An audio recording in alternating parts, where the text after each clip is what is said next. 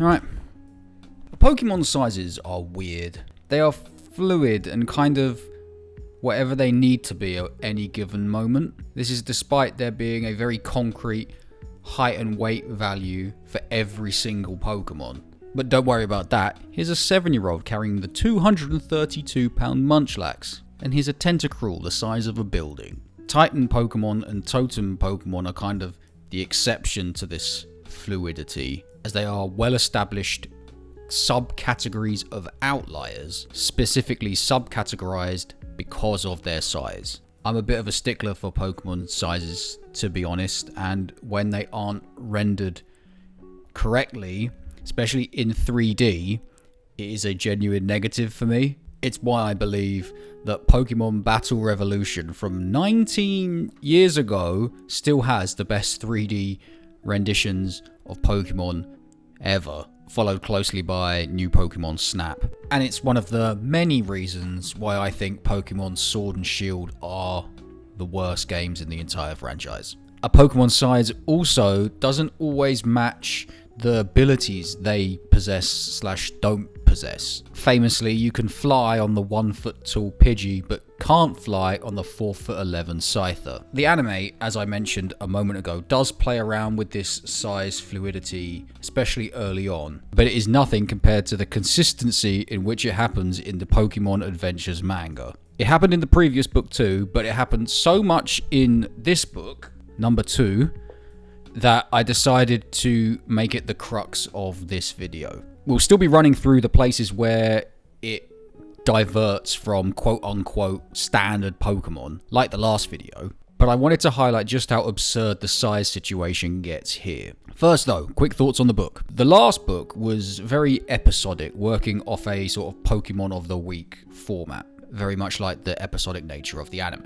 There were threads of an overarching storyline involving Team Rocket, but they were sort of in the background. Well, this second book is like the first, but reversed, with the episodic stuff moving to the background and the overarching storyline becoming more prominent. It is better for it, giving the whole thing a sort of sense of purpose and forward momentum. It is also surprisingly epic in places, mainly involving that Gyarados that we mentioned in the last video. We get a new character introduced who injects some zest and life into things. We get hints at the big bad, we get the expansion of the world, we get to see familiar aspects from the games. It's some good, fun stuff, and that novelty of wondering just how strange things can get carries over from the first book too.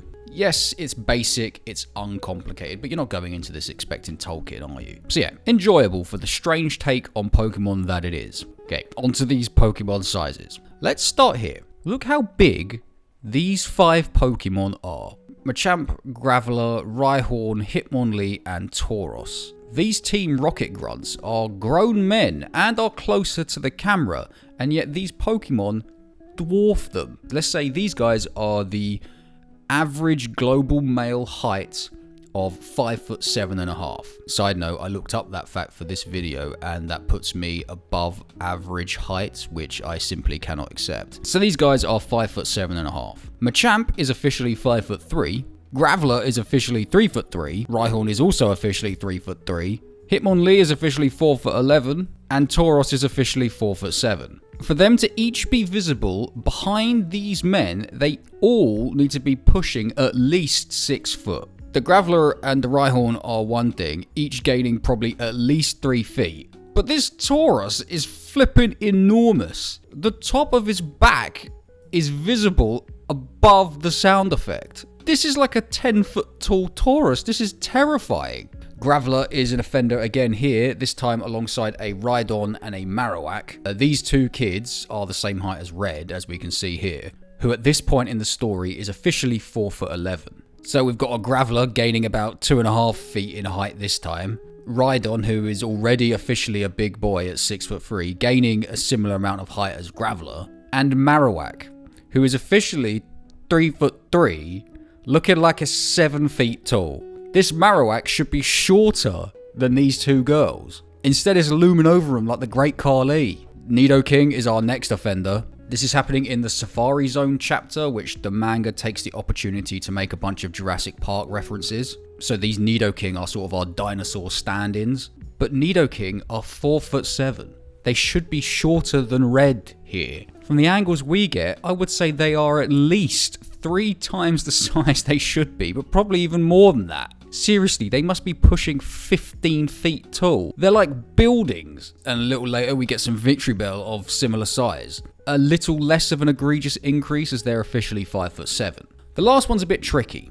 Muck. It's a blob with no real defined shape, but does have an official height of 3'11", which means, even if it is a little hard to nail down, in its battle here with the 21-foot long Gyarados, it's like 6 times bigger than it should be. So those are the biggest examples of the biggest Pokemon in this book. And I think the biggest offender has probably got to be the Tyrannosaurus Nidoking. I think Nidoking is one of those Pokemon that people go, huh, really?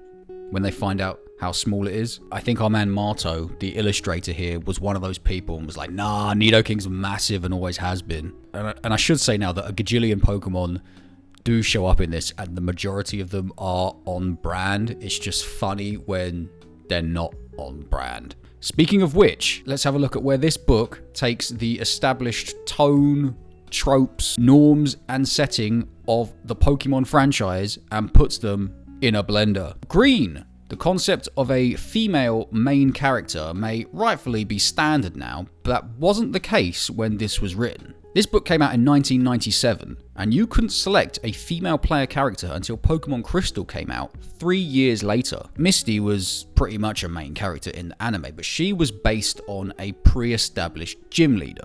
Green here is not. Green is based on that quite famous piece of really early Sugimori art showing the player character, the rival, and an unnamed female character. It's debated if this implies that there was once going to be a male-female choice in the first generation. Whatever the case, Pokemon Adventures took that design and ran with it as the female main character, Green, who is basically an alien to anyone who just played the games and watched the anime. Well, that is until her design shifts to that of the female main character in the Gen 1 remakes. Pokemon Adventures could be seen as quite pioneering in this case. Remember how I said in the last video that the main character's first Pokemon evolved off-screen in a flashback? Well, this book continues with the unceremonious presentation of Pokemon evolution. This is how Red's Bulbasaur evolves into an Ivysaur. This is it. No pomp, no circumstance, no glow, no sparkles. Nothing. When you're playing the games, an evolution is an event. It is a huge milestone, something you've been working towards for hours. And in the anime, whole episodes hinge around one of the main characters' Pokemon evolving. But here it's just pop, Ivysaur now, cool. Snorlax. Red has a Snorlax, the capture of which is not shown. I double checked this, went back to the previous book. This is the page where it supposedly happened.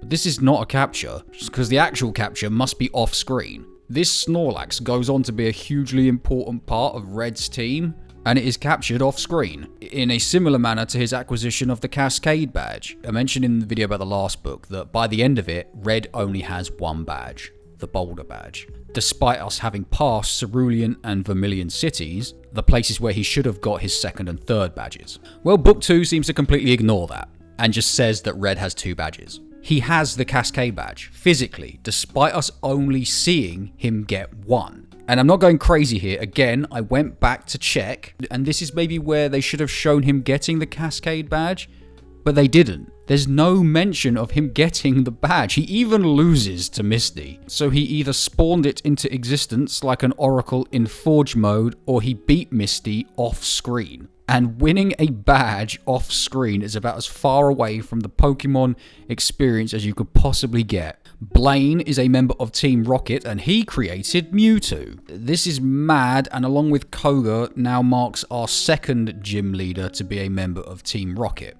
Though you should watch this space for a moment. Tauros can control other Pokemon by whipping its tails. This is an ability not mentioned anywhere else. In fact, its tails are mainly mentioned to whip itself into a frenzy to attack harder. Ditto can transform just into any Pokemon, whether you're inside a battle or not. I don't think even the anime plays this fast and loose with this ability. Though it would be pretty cool if incorporated into the game somehow. Like maybe with a hidden ability or an item? A held item that allows Ditto to... No, but then you'd have to like choose a Pokemon from a list. That would be rubbish. Pokemon levels. Obviously a hugely fundamental part of the games. But with the exception of a single mention, I think, not a thing at all in the anime. And with adventures being set in a fully living fictional world, like the anime, as opposed to the limited world of a video game, it is strange that they kept the levels in, because it raises the question, why aren't all the adults running around with level 100 Pokemon? It really is just a matter of time when training a Pokemon. And when we see here that 10-year-old Blue has managed to get Pokemon into the high 30s in the space of, what, like a couple of months, why don't all the adult Pokemon trainers, who have presumably been also at this since they were 10, have maxed out teams? If you ask me, I probably would have kept the levels out of this. Another aspect pretty well defined in the games and not really at all in the anime is trade evolutions. Pokemon Adventures tackles it, but in a strange way. Here, Red and Blue's Pokemon get mixed up, and Red ends up with Blue's Machoke, and this eventually results in the Machoke evolving. I say eventually because it doesn't happen straight away.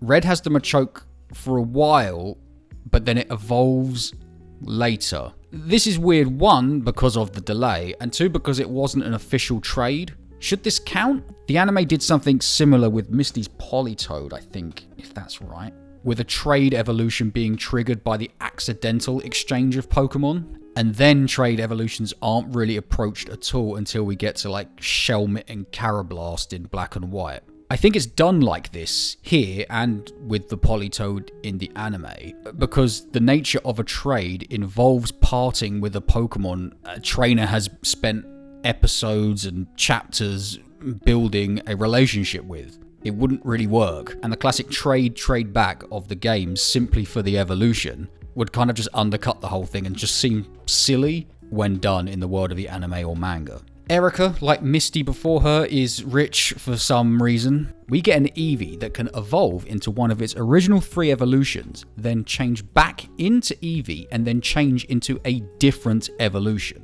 This, frankly, is the coolest thing I've ever seen, feeling like fanfic, but in the best way possible. I'm genuinely shocked we haven't seen anything like this in any other medium. And then the concept of devolution is barely mentioned anywhere. I think there's like a single Pokemon card that mentions it, and in one of the mad Pokedex entries, I think it says something like, if the Shelder comes off a Slowbro's tail, it will devolve back into a Slowpoke. We've never actually seen that happen though.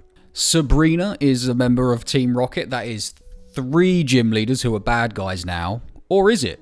Well, Blaine is actually a good guy now, having defected from Team Rocket. But Lieutenant Surge is also now confirmed to be a member. So, including Giovanni, who gets a strange little side quest where he's pretending to be a good guy, a side quest that results in this cursed image. Including Giovanni, we've got 4 of the 8 gym leaders being evil. This is a pretty cool concept and a pretty cool way to expand on these sort of, let's face it, bland, one-dimensional, one-and-done characters. And isn't really replicated anywhere until we get to Malva of the Elite Four in, like, Kalos, I think, who's a member of Team Flare. We get Pokemon Blood, not sure you'll see that anywhere else, and Human Blood, likewise. We get a direct translation of something a Pokemon is saying.